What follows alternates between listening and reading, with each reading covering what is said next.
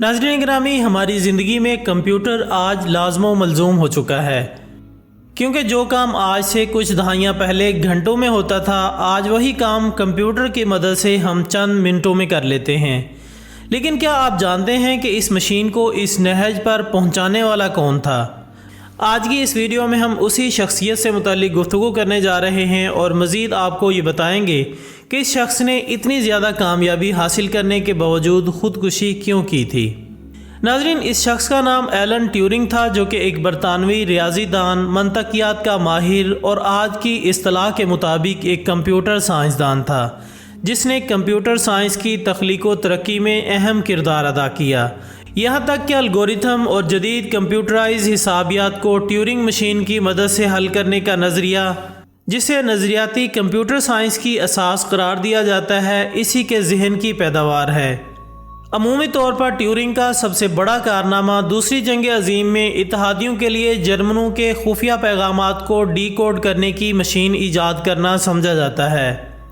जर्मनों के खुफिया पैगामात इरसाल करने के लिए क्रिप्टोग्राफी का सहारा लिया गया और एक ऐसी मशीन ईजाद की जो कि जंगी पैगामात को खुफिया तौर पर लिख कर मंजिल मकसूद पर पहुँचाकर इन्हीं खुफिया पैगामात को डीकोड करके पढ़ने में मुआविन साबित होती थी।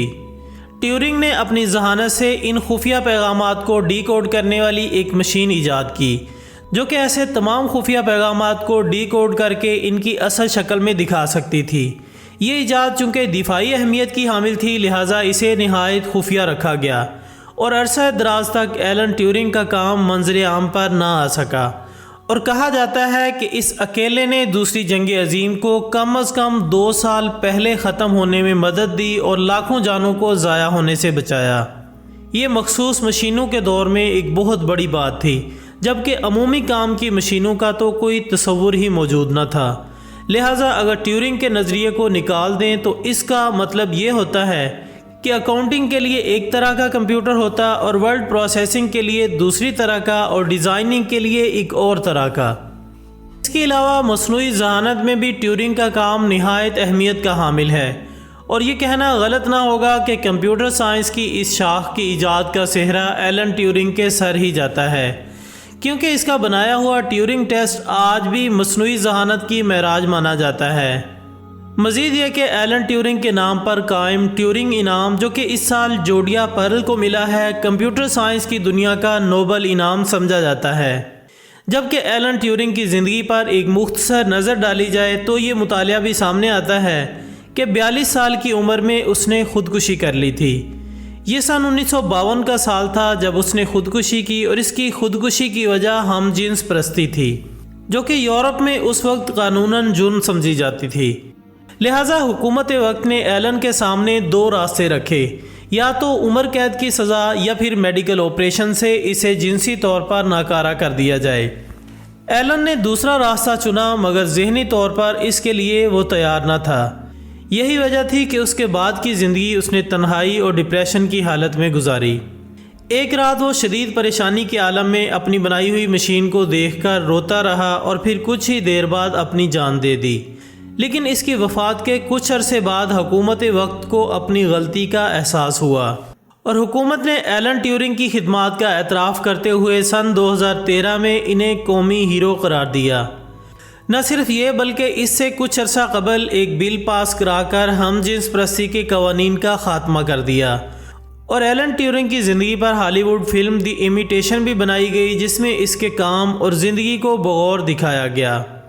नाज़रीन, अगर हम दुनिया के इब्तदाई कंप्यूटर्स की बात करें तो सन 60 की दहाई के कंप्यूटर्स इतने बड़े होते थे कि इन्हें रखने के लिए एक पूरा कमरा दरकार होता था और फिर कंप्यूटर उस वक्त मुख्तसर होना शुरू हो गए जब माइक्रो प्रोसेसर ईजाद हुआ और इंटेल ने अपना मशहूर ज़माना प्रोसेसर पेश करके सब कुछ बदल डाला, जिसके बाद इतने मुख्तसर कंप्यूटर बनने लगे जो कि पूरे कमरे के बजाय कमरे के एक मुख्तसर से हिस्से में समा सकते थे।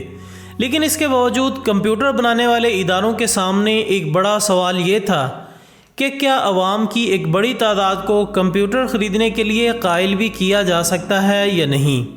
मसला उस वक्त टेक्नोलॉजी का नहीं था, बल्कि इसे अवाम के सामने इस मुअस्सर अंदाज में पेश करने का था कि इसे देखते ही ख़रीदने को दिल चाहे।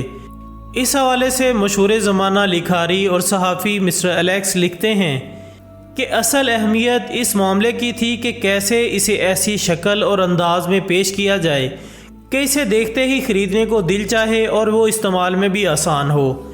اس کام کی ابتدا کٹ کمپیوٹرز نے کی، جو کہ ٹکڑوں کی شکل میں بکنے والے کمپیوٹرز الیکٹرانکس کا شوق رکھنے والے افراد کے دل میں اتر گئے۔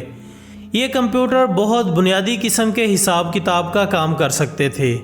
ایک بڑا امتحان کمپیوٹر کو کسی ڈراؤنی شے سے پرکشش چیز بنا کر دکھانے کا تھا۔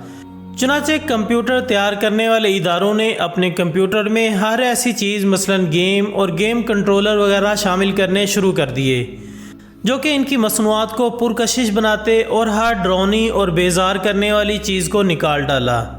لیکن پھر بھی ابتدا میں کمپیوٹر ساز ادارے اس بات پر متفق نہیں تھے کہ ایک کمپیوٹر کو کیسا دکھنا چاہیے۔ لہٰذا جیسے جیسے سائنس اور ٹیکنالوجی ترقی کرتی گئی ویسے ویسے کمپیوٹر میں بھی تبدیلیاں آتی گئیں، جس کا سفر آج بھی جاری و ساری ہے، اور آنے والے وقتوں میں کمپیوٹر کو مزید کون سی پرکشش شکل دی جائے گی یہ وقت ہی بتائے گا۔ تو ناظرین، یہ تھی ہماری آج کی معلوماتی ویڈیو۔ ہم امید کرتے ہیں کہ آپ کو یہ ویڈیو ضرور پسند آئی ہوگی۔ انشاءاللہ بہت جلد دوبارہ ملاقات ہوگی ایک اور اچھی سی ویڈیو کے ساتھ۔ تب تک اپنا دوستوں، رشتہ داروں اور گرد و نواح کے تمام لوگوں کا بہت خیال رکھیے گا۔ اللہ حافظ۔